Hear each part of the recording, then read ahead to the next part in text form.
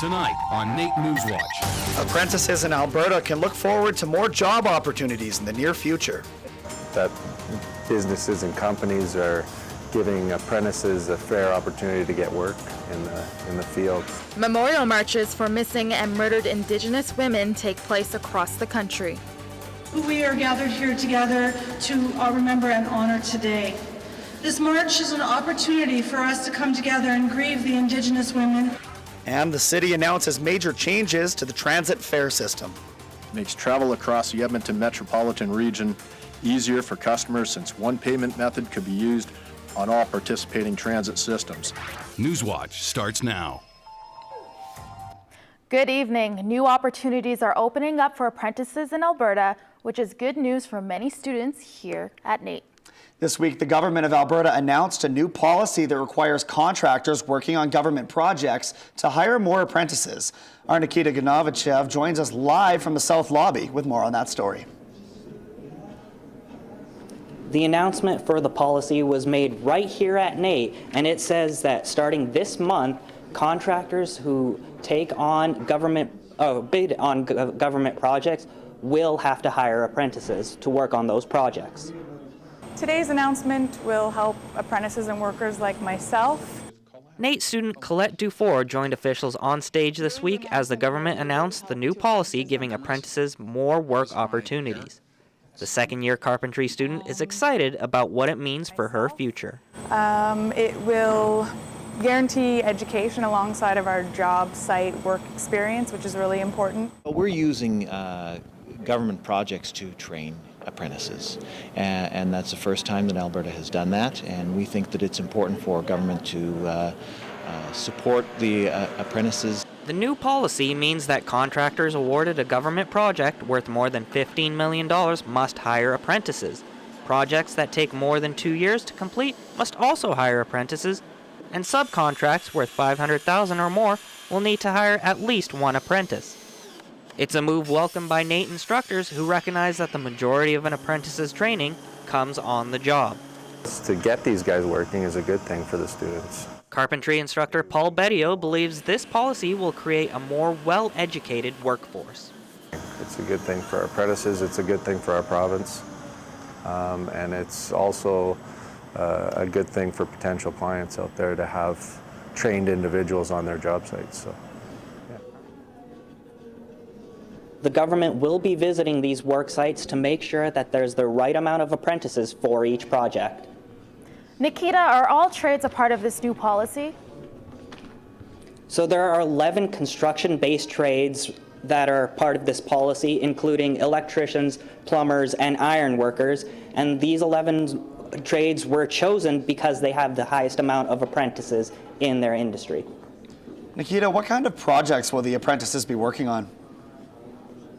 The projects will be infrastructure and transportation based, so that would be road construction, bridge construction, and public buildings. Thanks, Nikita. That's Nikita Ganovichev reporting live from the South Lobby. This week, some students at NAIT experienced what it's like to be verbally harassed. It was part of an interactive art exhibit raising awareness on street harassment. Our Mackenzie Gates checked it out. Mackenzie. I'm here at NAIT with a very special art exhibit. This is what it feels like, shows people what it feels like to be harassed verbally while walking down the street. This exhibit was put in partnerships with a couple organizations, including an artist from San Diego. Using headphones, participants enter a small box and listen to pre-recorded audio from accounts from women in Edmonton. Looking good. Get in the car. Be beautiful. Unzip that jacket. You look a little hot in this time. When you first enter the exhibit, all you see is darkness, and what you hear is catcalling, verbal harassment, and objectifying comments.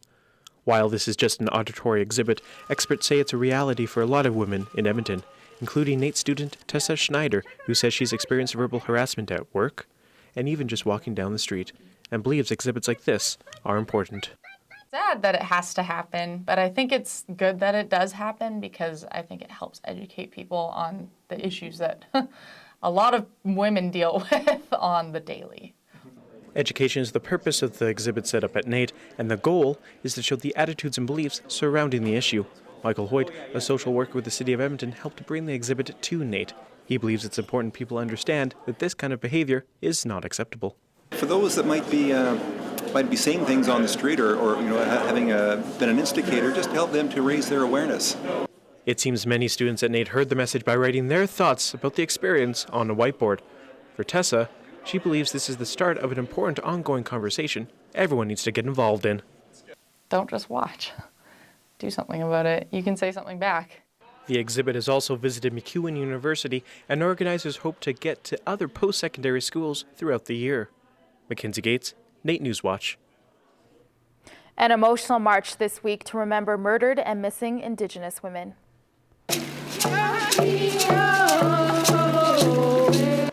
The march took place Wednesday, starting at MacEwan University and ending at the University of Alberta.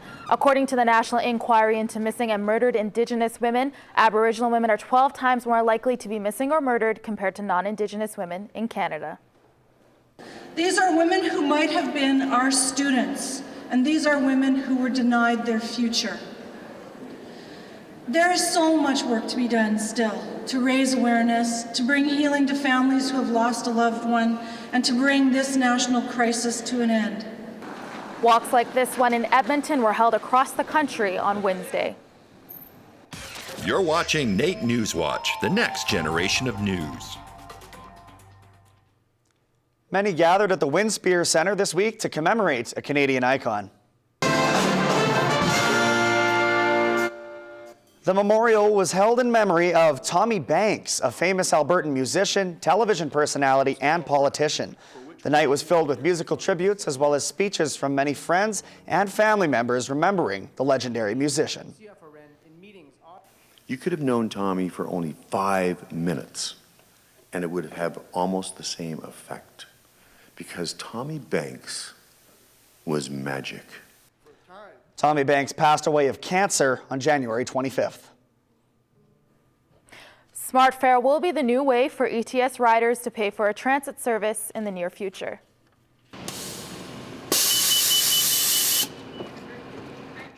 The city announced it will be implementing a card system that will function as pay-as-you-go setup.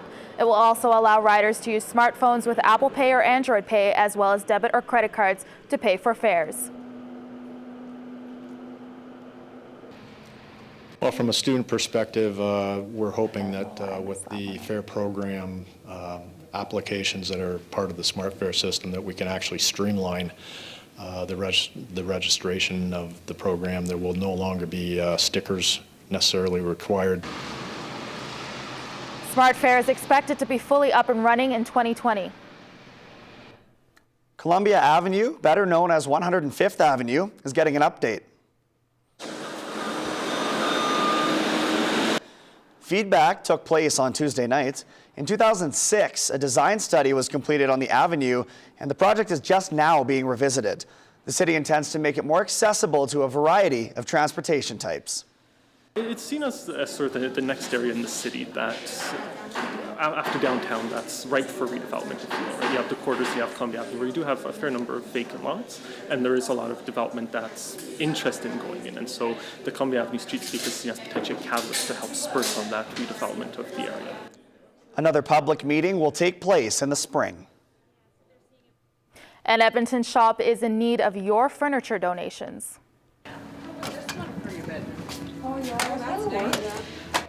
Find is a second-hand store that aims to provide low-cost furniture to the public while also supplying furniture to clients looking to get off the streets. Right now, the social enterprise is asking the public to consider donating items to the store. Right now, we are low on donations. It can also end up meaning longer wait times for people to be able to get their furniture, and we want to make sure that we remove as many obstacles as we can to getting people into their home and being able to have it fully furnished. If you have something to donate, Find offers free pickup. For details, go online. Chinese culture is celebrating the Year of the Dog this year, and this week, residents of the Chinese Seniors Lodge were paid a special visit to help bring in the new year.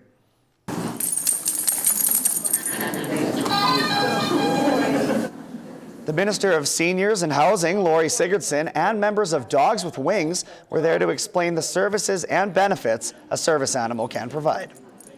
Different Albertans have challenges, and I spoke about the social isolation that seniors sometimes experience. So dogs with wings support that.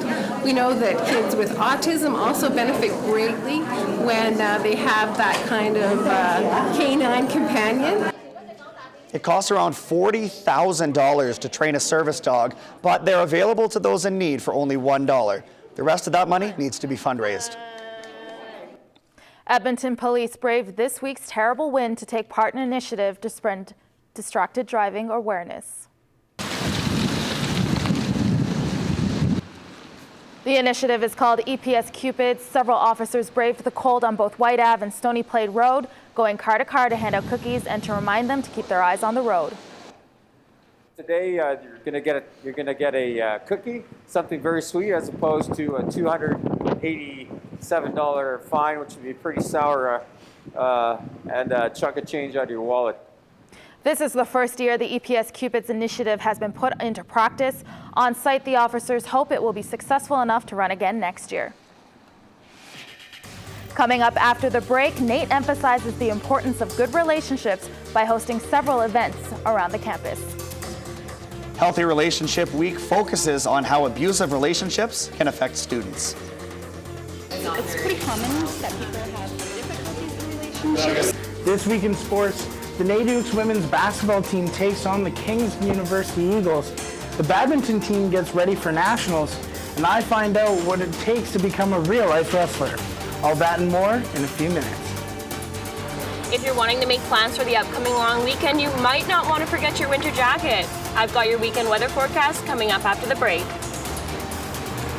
NR92 is so on fleek. Don't miss out on Pancakes! concerts. Contests! Follow NR92 online so you can stay woke, fam.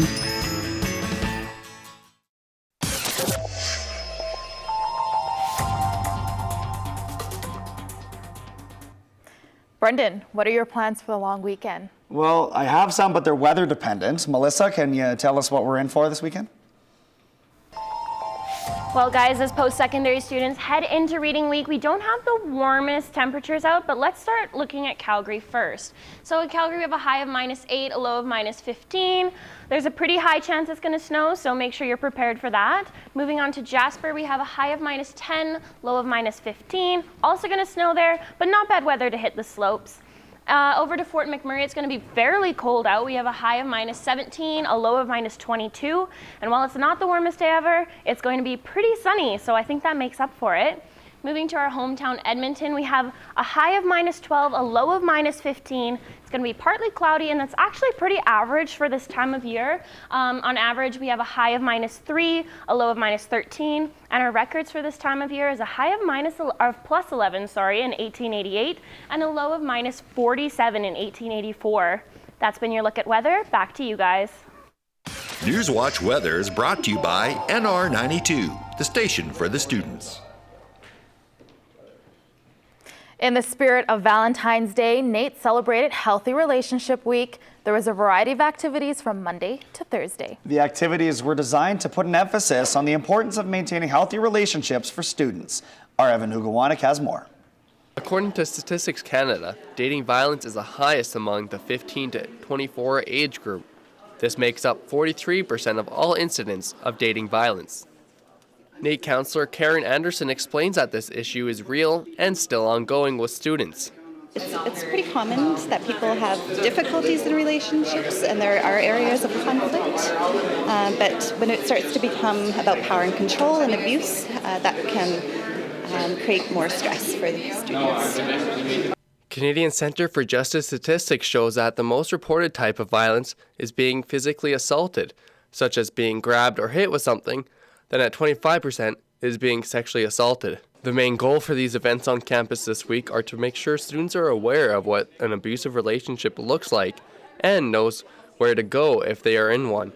Each event, students were able to gather information on healthy relationships, such as Consent Tea Day.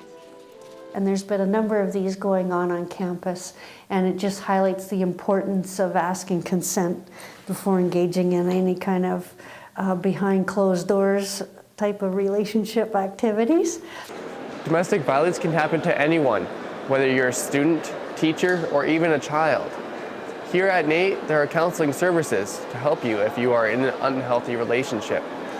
For NAIT NewsWatch, I'm Evan Hugowanek.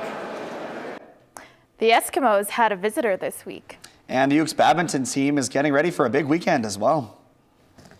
A busy week in sports, but we're going to start with some Ukes basketball action.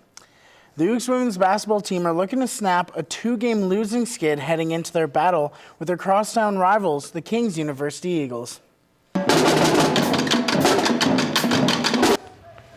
Starting in the third quarter, the Ukes already drumming the Eagles when Sydney Hurlburt receives the gorgeous pass from Katie Waring, and she lays it in to make it a 24-point game.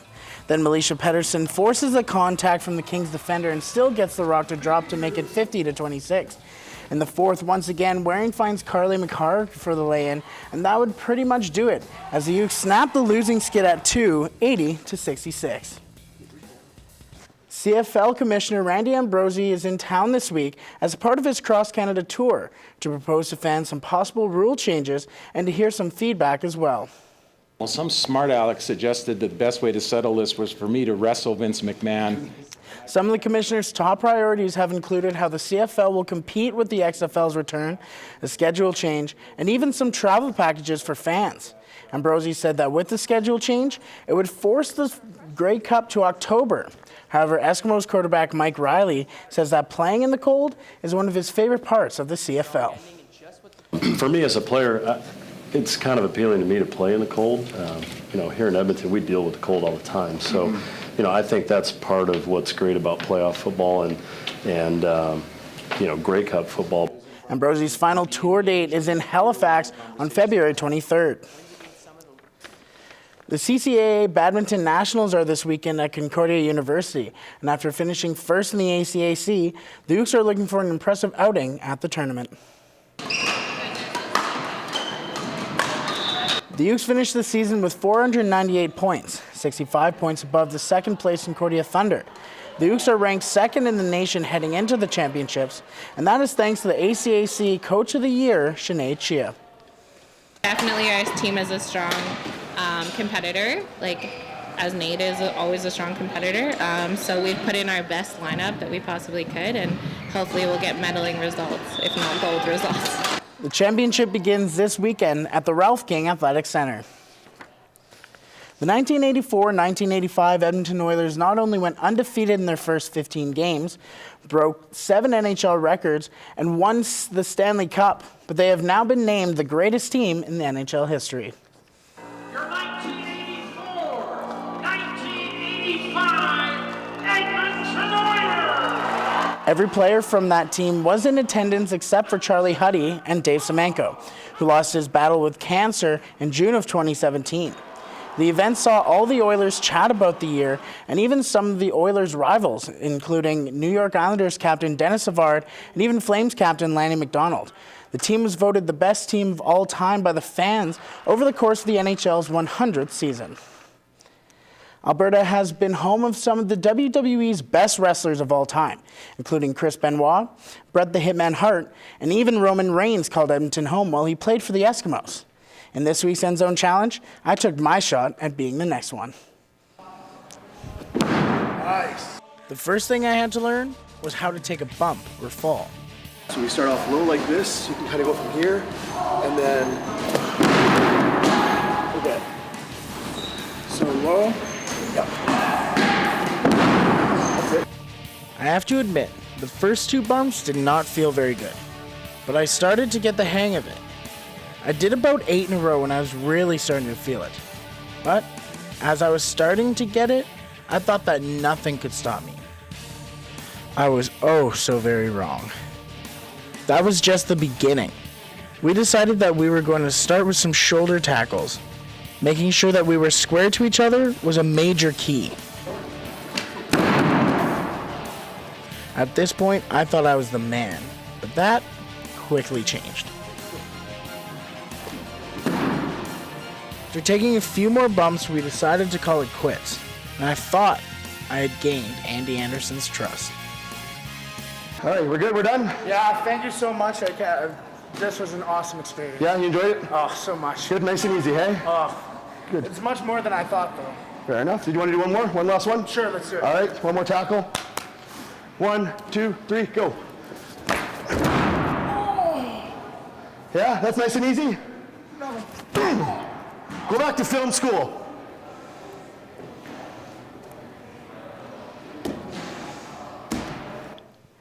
Wow, you really took a beating there. I'll have to admit that was pretty fun to watch. There was a couple of big dudes colliding in the ring. Yeah, I'm still a little bit sore. My neck feels a little cranked. Coming up after the break, Brenden and I learned how much just one simple act of kindness can change someone's day.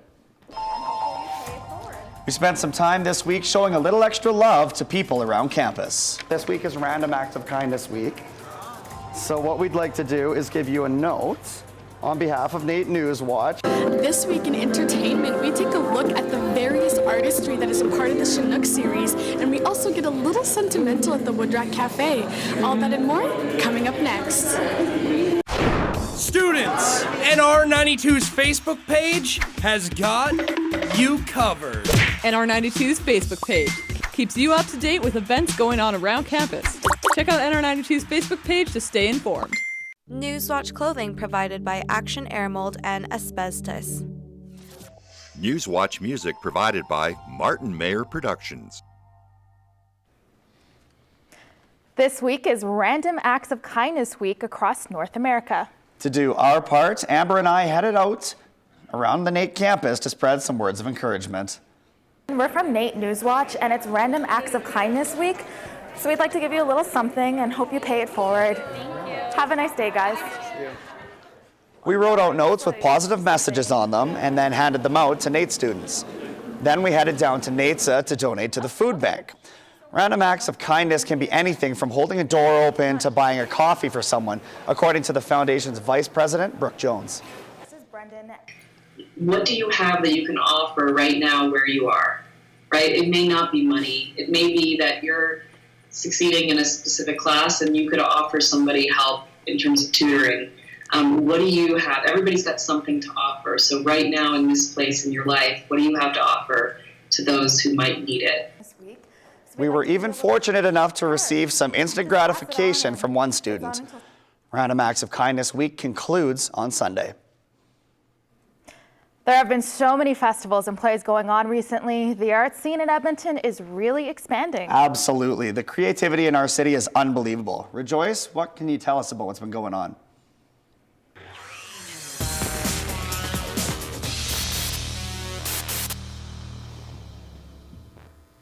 With so many outdoor events in arguably Canada's greatest festival city, one festival continues to separate itself from the pack. The Silver Skate Festival has returned to Edmonton's Horlack Park once again. Our David Pater has more on that story.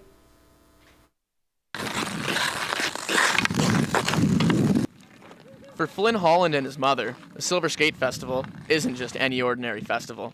They come from London every year to get skating lessons. Flynn has no hesitations about his favourite part of the festival. It's a bit because you got skating, which you don't really get in England. Outside where you can use your sticks and parks and shooting and everything there. Winter sports aren't the only attraction at the festival though, as there are several other exhibits and activities to partake in. Inspired by tradition and a love of the outdoors, the festival has exploded into an extravaganza of art, culture, recreation, and winter sports, all of which are very family-oriented. A few of the events are new to Silver Skate this year. Marianne Sikovitz has brought a new roving program called the Leaving Tree, and we've got some great live new acts performing in the tent as well over the weekend. While the park is quieter today, organizers are optimistic that the turnout will be better over the weekend. I don't know. If the sun is shining, I expect to see lots of people in Horlack Park. Edmontonians are learning how to dress for success and embrace winter. Silver Skate Festival will actually be home to a fire-burning art festival with artists partaking from around the world. On top of that, the main event will be actually live music on both Saturday night and Sunday night. For NAIT NewsWatch, I'm Dave Pater. The Chinook Series Performance Festival took over the Edmonton art scene. The Cold Hearts managed to put on a cutting-edge performance with the rock opera Unrepentant Necrophile. Bless your body so divine. This play, which is based on a true story, is about a mortician, Karen Greenlee, who wanders off to the woods for a camping weekend with the corpse and ends up doing some questionable things. Main actress Katie Hartman of the Cold Hearts portrays the role perfectly with her vocals, humor, and her creativity. After being electrocuted, Katie's corpse joins her as he plays the drums to her music. She truly turns the eerie subject matter into an unapologetic piece of entertaining art. The inspiration for it was we make horror theater, we make minimalist musicals, and this is our first time going electric. Our 2 previous shows were acoustic, and both of those were set in the mid-19th century, and this was our first foray into the 20th century, and so we wanted to go electric. The Unrepentant Necrophile is playing at the Backstage Theater until February 18th. Switching gears to a different form of art, open mic night at the Nook Cafe was a stage to the underground talents of the Edmonton poetry scene. And presence is all what performing is about. Being present here in this moment, in this room with you, here, now, and forever. It was a full house at the Nook Cafe as performers of all ages and backgrounds took the stage. Dozens of individuals braved the stage to tell their stories and express their truths in front of complete strangers. Yeah, we have a night every Tuesday. Usually we have open mics, but we also have slams where there's competition on the line, as well as opportunities to be performing and representing Edmonton on the national stage at festivals like the Canadian Festival of Spoken Word, as well as Versus Festival of Words. If you're feeling up to the challenge, the Nook Cafe hosts open mic night every Tuesday from 7 to 9 p.m. Some women battling cancer were served up a special afternoon of music and support.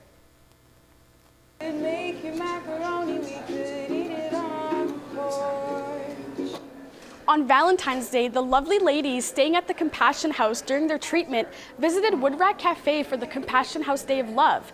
The day was a celebration of life. Activities that ran throughout the event were magic tricks by Byron Martin and music by Piper Rempel. At the Compassion House, they get kind of that home away from home, and that's what we try to do here at the cafe. So today we have entertainers, we have a magician here today, and we also have a caricaturist, Simon Glassman, come in this afternoon, and then tonight we have a woman named Piper who's going to sing some ukulele love songs, and it's all in return for donation. Even though the Compassion House Day of Love is over, you can still help out the Compassion House with donation items such as toilet paper, dishwasher tabs, gift cards, or cash donations. Now, with the art scene in Edmonton being so large, one particular aspect that needs building is the familiarity of the artists. So as a part of the Chinook series, Taylor Chadwick held a live podcast at the ATB Financial Arts Theatre to connect with local artists. Nasra, Hunter Cardinal, and Christy Hansen. I'm Taylor Chadwick, your host. Taylor Chadwick hosted the podcast What It Is, brought together 3 key emerging artists and creators to get to know them personally. The people on the panel were Nazra Adam, who is a choreographer and the founder of Sister to Sister, a monthly showcase that is dedicated to uplifting women of color. Hunter Cardinal, an actor and artistic director at Rapid Fire Theatre, and last but not least, Christy Hansen, who is a co-artistic director for the Azimuth Theatre. A lot of times the media will focus on the work. So what is the play about? Why should people see it? Artists don't like really answering those questions, especially the one like, why should people see your show? They're like, I don't know, like I worked really hard. Our show kind of does away with those types of questions and gets more into like who someone is, you know? What inspires you? What keeps you going? What are you angry about? What are you happy about? Those are the things and those are the types of questions that we ask on our show, and those are the types of things that we think are interesting. To listen to more conversations like this, you can catch the What It Is podcast on iTunes. And that is all I have for entertainment today, guys. Have a fantastic weekend and happy Family Day. Hey, is the world's longest hockey game still going on? It is, and actually, Amber, the last time I checked, the score was 1,057 for Team White to 1,039 for Team Red. That's crazy. Well, that's been your look at entertainment and news this week. Thanks for joining us.